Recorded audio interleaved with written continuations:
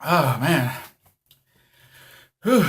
Hey guys, this is Joke Saint coming at you from a cool Saturday morning. It is April the 11th, 2015, and yeah, as you can see, this is not Friday. I'd initially planned on running on Friday, but the weather conspired against me. My girlfriend, I wouldn't say conspired against me, but she called me, texted me about 3 o'clock in the afternoon and said, hey, let's have dinner together. So yeah, I didn't get to run on Friday as planned. If I can remember, I'm going to put a little bit of the video from what it looks like from the front door of my office. So you can see it was raining and nasty, and Friday was just an overall bad day for my energy and my, I guess, mental outlook. I got a call at 4:45 in the morning that one of our main servers went down, so the guys who were coming in for the morning shift couldn't punch in. They couldn't get into their work logs. They couldn't order materials, so had to go into work about an hour earlier than normal. Turns out it was my own fault for I caused the problem. I was trying to make some backup copies and didn't realize that one of the files I was trying to copy was in use by our database server, and not sure exactly what happened except that the database needed the file, couldn't access the file, and essentially locked up the database so that no one could access it. So it was a simple fix, just restarting the server, but I did have to go in, did have to get up an hour early and rush into work and power the thing off and power it back on. So my whole day was beset by issues like that, lingering issues from the phone problems where we had a phone software upgrade. Some of the phones upgraded properly, some didn't, and for some reason we didn't find out till a day later, yesterday morning. The phone started acting up, acting funny. Yeah, it was a very very long day from 5 a.m. till 6 p.m. having to deal with all those problems, fixing all the phones, and the weather, and my energy levels were just in the gutter. Just didn't have any energy at all. I just couldn't. I was really thankful that the weather was bad. That I had a legitimate excuse for not running. I mean, I would have attempted it, but I would have been popping probably double the vitamins and a caffeine pill and my vitamin D and magnesium and anything else I could get my hands on that I thought might have increased my energy. Probably would have drank a cup of coffee too. Like this morning, woke up about 6 a.m. I slept from like 7:30 last night till 6 a.m. this morning, and so woke up feeling like dirt again. But I got my coffee working. This is my bulletproof coffee. It's basically just regular coffee with a, a tablespoon of butter in it. It does seem to help a little bit this morning. The butter gives me a little bit of energy. The caffeine gives me energy, and I'm feeling kind of full now because the butter does. Even though I think it's only a tablespoon of butter, 100 calories. There's something about the butter that really is satisfying to my stomach and keeps me full mentally and physically keeps me full. My weight is creeping up. Still, I don't understand it. I guess I could if I examine my diet closely. But I'm going to get that back on track next week. I'll be able to cook today because I'm not seeing my girlfriend today. I'll be seeing her tomorrow. So I have all day long to cook my roast, get my food ready for next week. And let's see, my weight came in at 210 even this morning. That's about 8 tenths of a pound from Thursday or Friday. I got as low as 206 point something this week, but that was not on a running day, so I didn't count that weight. The next day I was like 207.2, so I gained back a bit of it. So I must have just sweated off a whole bunch of it. That evening that it was 80 degrees, I think that was.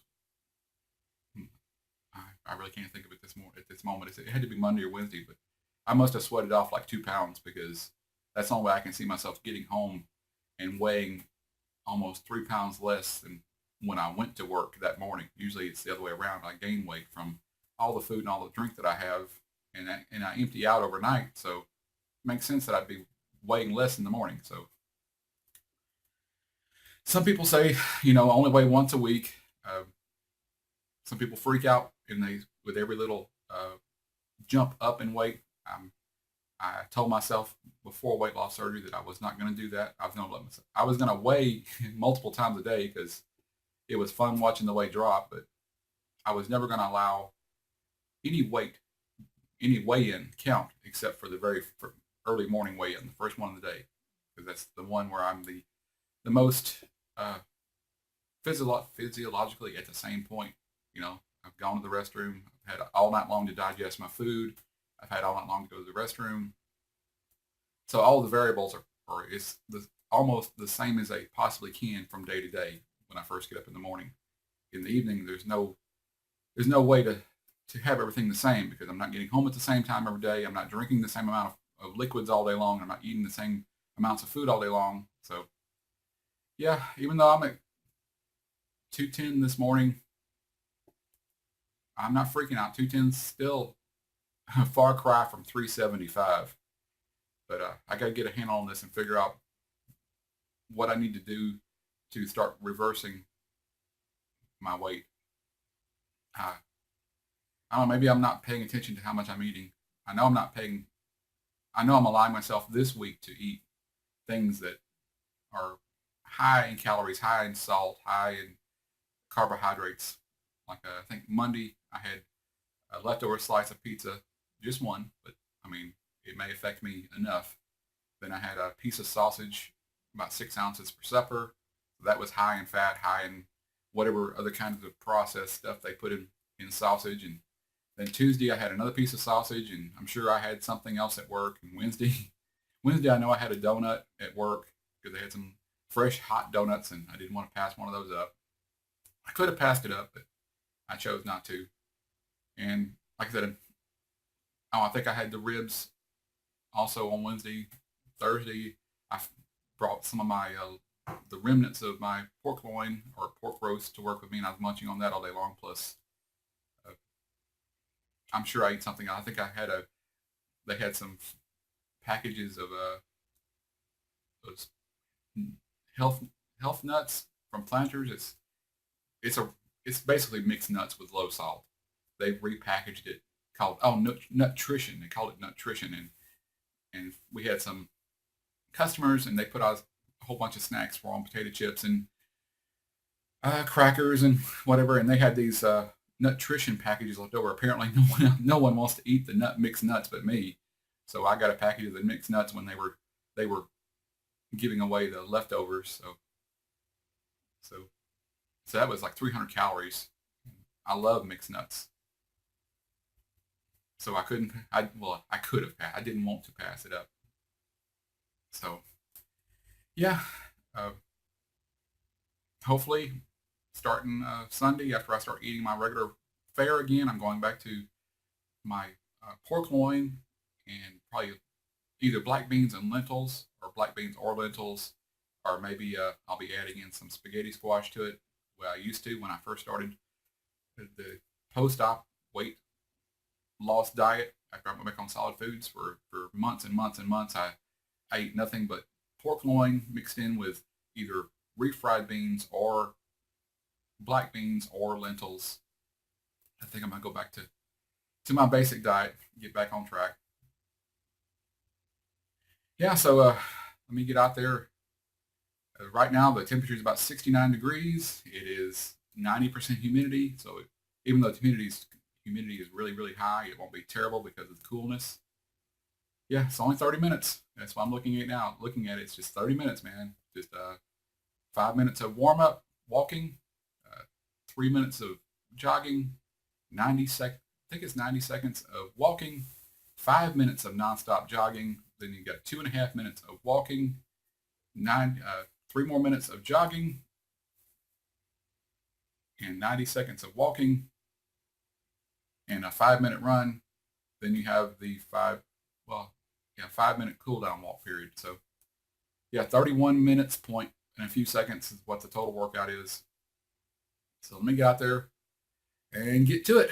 I'll be back in just a minute. Oh man, as you can see, it's a really pretty day. That blinding spot on my camera is the sun. It's 7:49. About to start my run, but I just wanted to show you how nice a day it's turning out to be. So this is my front street, and that's where I'll be running. That's where the flowers were in my last video shot from home. I mowed them all down. My grass was getting a bit too tall. Okay, here's my starting point for the day. I'm probably 20 feet from that stop sign, and this is my street. I'll be running. I know one lap around my block is a quarter of a mile. So my brain is not functioning good enough right now to try to even guesstimate as to how far this is, but it's probably less than an eighth of a mile. But I know that I can make a 3-minute run last the length of this street. So this is where I'm going to start. So yeah, let me stop this and get on with my jogging. This is going to be week 4, day number 3. Let's see how well I do. Okay, it's over with. That's 31 minutes, 30 seconds. Week 4, workout number 3 is in the books. And I thought I was off to a rough start. Want to warn y'all, you might hear a little bit of road noise. It's so nice and cool right now. It's 63 degrees, 90% humidity. My neighbor is doing a little bit of welding, and I'm having the occasional car pass down the street from me, so you might hear a little bit of noise. Hopefully it won't interfere with this too much. So yeah, during that 5-minute walk for the warm-up, I'm feeling okay. But when it said run that first 3 minutes, my first step, it was like my legs didn't want to bend. I guess I still hadn't fully recovered from the Wednesday workout.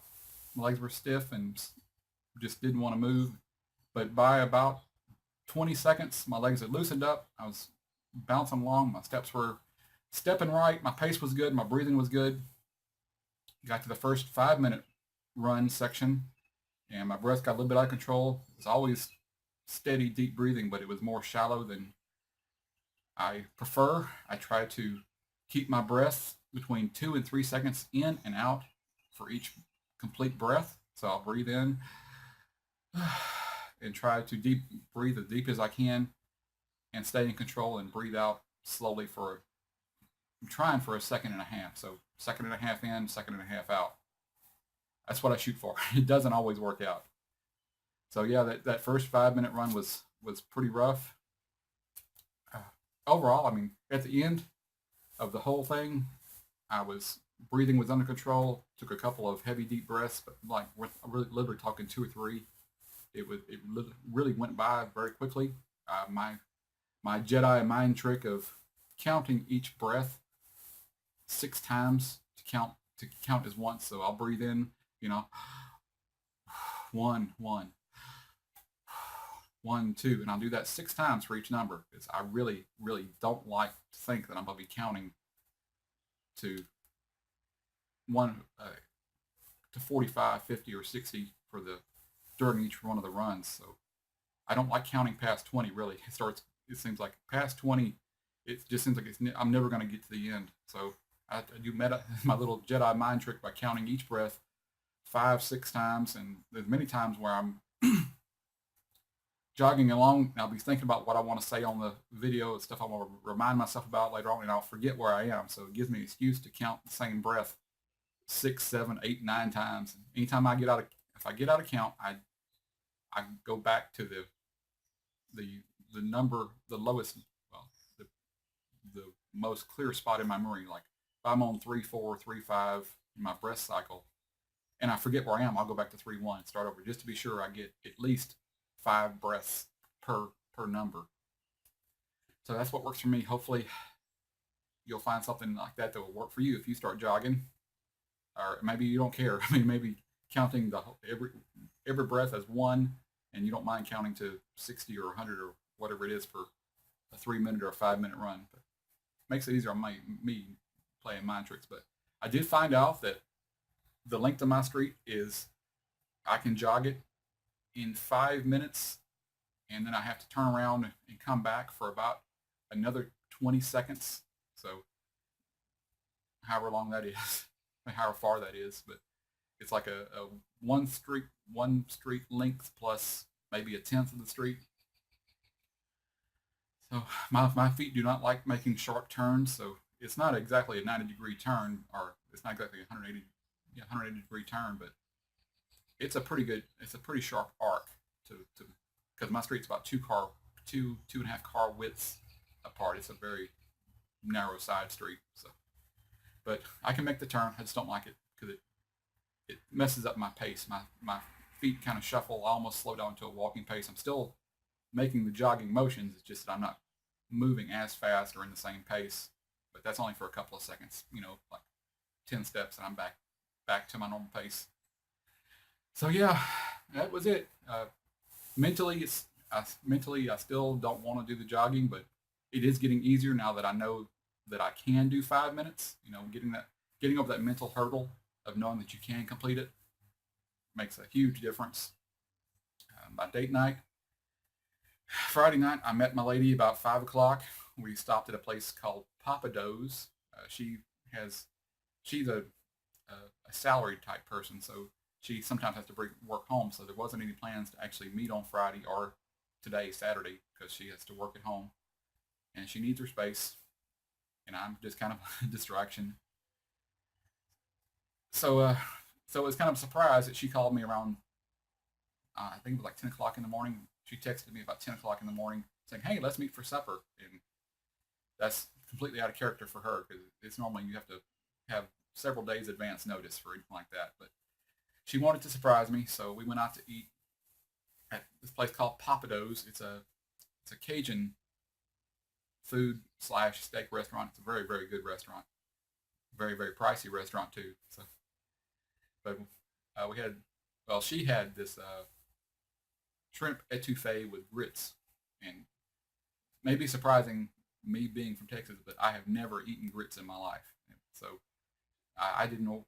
We ordered an appetizer of this spinach dip, spinach and I think crawfish dip, and I wasn't very hungry, so I didn't order a meal. I had I think 4 slices of bread that they came with it with spinach dip on it, and the bread was literally about that long and about as thick as my finger. So we had 4 of those slices of bread with a couple of tablespoons of spinach dip on each one of them, and she gave me a little tablespoon of her shrimp etouffee and a big tablespoonful of her grits, and that was my supper last night. Then when I got home later on, a couple hours later, I had half of a sandwich, which was just I guess plain white bread with some type of ham and mustard on it, and then I had a protein bar, one of my Oh Yeah protein bars. I've been trying a different flavor, chocolate chip cookie dough. I hope you can read this without too much reflection. Let me read it off here. Yeah, chocolate chip cookie dough. These things are supposed to be a competitor to Quest bars. The chocolate chip cookie dough is a true competitor in my mind for taste when it comes to Quest bars. I have not eaten the Quest chocolate chip cookie dough bar yet. I got one sitting right over here as far as I just haven't been able to make my taste test video. Yeah, I mean this is the first Oh Yeah bar that I have not noticed any bitter aftertaste to it. I like the other Oh Yeah bars. I've gotten adjusted. I guess you say I got adjusted to them. The flavors are pretty good, but all the other 3 flavors I've eaten, oatmeal raisin and cookies and cream and berry or berry something, they all have a bitter aftertaste to them. The bitter aftertaste you get from eating unflavored or unsweetened protein powder. So it takes a little bit of getting used to for me anyway. You may actually like the bitterness. I kind of like the bitterness now that I've adjusted to it. I look forward to it a little bit. So it's just part of the flavor. But yeah, these chocolate chip cookie doughs, man, they're 200 calories, 21 grams of protein. It's got about 20 grams of prebiotic fiber on it. It's a man-made vegetable-based fiber slash sweetener. Is where they get their sweetener from in these Oh Yeah bars and also in Quest bars. This thing does have 8 grams of sugar. So it says on the back here that it has 8 grams of digestible carbohydrates. Yeah, I could get used to eating these chocolate chip cookie doughs pretty easily. I'll have to watch those because it's ranking right up there. It's like I rank a Quest as 10, and the nearest competitor is 8. You know, until I found these. Oh yeah, chocolate chip cookie dough. This one particular flavor, not the other flavors, but this is like maybe a 9.5 compared to my favorite Quest protein bar, uh, which was very berry, or no, mixed berry bliss is my favorite flavor at Quest. So this is like 9.5 on a scale of 1 to Quest. Quest being a 10. I do like the chocolate chip, no, cookies and cream version of the Oh Yeah bars. They're very good too, but they do have a bit of a bitter aftertaste to it. Not overwhelming, but it is noticeable.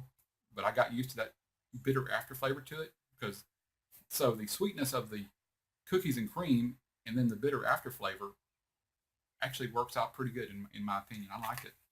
Uh, the oatmeal raisin, just have to. It's not that it's really bad. It's just that it's not really good either. I mean, I like the oatmeal raisin flavor, but I don't like the mixture with the bitterness of the aftertaste. But I still ate them. Yeah, so everything went pretty well. The impromptu date night went pretty well. I'll be seeing her again on Sunday. We'll be getting together. Uh, she doesn't know this. I told her I had a surprise for her and for her boys. Her boys being she has two boy cats, and she let me know kind of directly that she likes it when her significant other does little nice little practical things for her, nice things like coming home and finding the trash has been taken out, or coming home after a long day and you know there's a bottle of wine waiting for on the table. She doesn't like flowers. It's like, man, I've always wanted to give a girl flowers. I've never had a girlfriend, seeing a girl long enough in my life to ever have an opportunity to buy her Valentine's flowers or chocolates, or it's never happened in my life. So now that I've got a full time girlfriend, I want to buy her chocolates and I want to surprise her with flowers. And she's like, yeah, the flowers were nice, but I really would have preferred a brownie.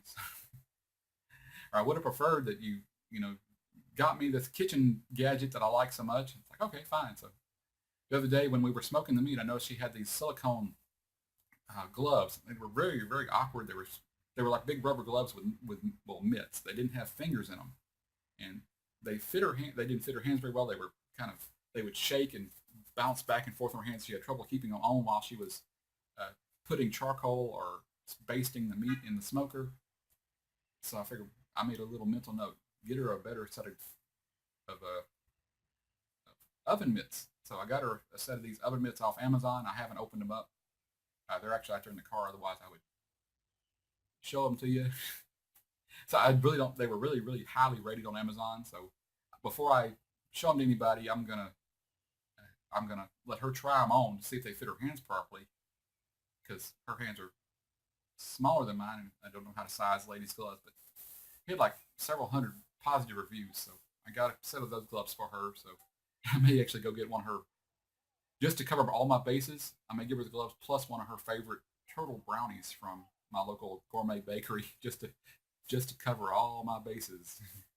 She may go, "Wow, I love the gloves," but boy, I sure would have liked to have another one of those turtle brownies. So I get her one of each. And for her boys, her cats, I got them an 80-inch tall cat tree. This thing is monstrous from what I can tell from the picture. I haven't opened it up. The box is monstrous. So I have to, when I go over there tomorrow, I'm not gonna let her see me even get the box out of the car. I'm gonna make her go into her bedroom while I bring the box in the house. Her cats have their own room that they sleep in at night with a closed door. So she's not gonna see anything until I finally assemble this thing in the cat room and let them play on it, let them check it out. So yeah, I may put a picture of the assembled cat tree from the web the picture I was looking at on the web, so y'all can see what I got her. And I may go ahead and get a picture of the gloves too. Don't take either one of these as a positive or negative recommendations, because everything is still in the package, and I have not looked at it up close and seen how well the gloves protect your hands from the heat. They're supposed to be gloves that you pick up, like Pyrex bowls and things out of the oven, and even put your hands into the barbecue pit while the flames are coming up. I don't know exactly how that keeps the silicone from melting off the fingertips, but these gloves are made from, I believe, DuPont Nomex material. So I know Nomex is fire resistant and heat resistant. So, so these should work pretty well for her oven use and for her smoker. She doesn't really grill outside on open flame too much unless she's cooking me a hamburger. She makes some really good hamburgers, but she wants to make something more gourmet for me. And it's kind of I was thinking it was kind of a weird relationship in that because she loves to cook, she loves to do gourmet cooking, and it's the one thing she wants to do for me, but I cannot let her do that for me. If you know what I mean. I don't ever want to get attached to food again. Right now, I'm almost 99% ambivalent about all food. I try very, very hard to not care about what I'm eating. Whether it's, I can just as easily eat that oatmeal raisin protein bar with a bitter aftertaste for supper as I can the the crawfish etouffee she had last night that she shared with me a bit, and the spinach dip. I I really, at this point in my life, cared equally about each one of them. They were both on the same level as far as which one I would prefer to eat. Actually, lean more toward the protein bar because that's better for me than the etouffee and the other stuff. But I've worked really hard at mentally adjusting my outlook towards food to being as uncaring about what I'm eating as possible. And I can't let myself go back to where I look forward to eating something. I'm afraid of going back to that where I get in the habit of, oh, that sure would taste good. I want to treat myself to that. So she's going to have to learn how to do other nice things for me rather than try to cook for me. And hopefully that'll work itself out. Yeah, so it's week 4, workout number 3 in the books. We're done for the week. I think I covered everything I wanted to cover for tonight. Keep taking small steps, doing things that are right for you. Surround yourself with the right people. And you just have to do what's right for you no matter what the people say around you. Don't let people bring you down. Don't let people put you off. Work around the obstacles in your life. Power through things. I mean, even though you can't always power through them, I know that. I know that nobody has the same lifestyle I have where I have no encumbrances. All I have to do really is go to work, come back home, go back to work. That's all the responsibilities I have in my life at this point. I don't have kids, don't have a wife, all my bills are paid. So yeah, I mean, hopefully you can incorporate a few of the ideas that I try to present here. So I know it's easier said than done, but give it your best shot. Don't let a temporary setback become a permanent failure. So this is Joe Saint signing out from VSG land. Keep pimping that sleeve. And I'll see y'all next week.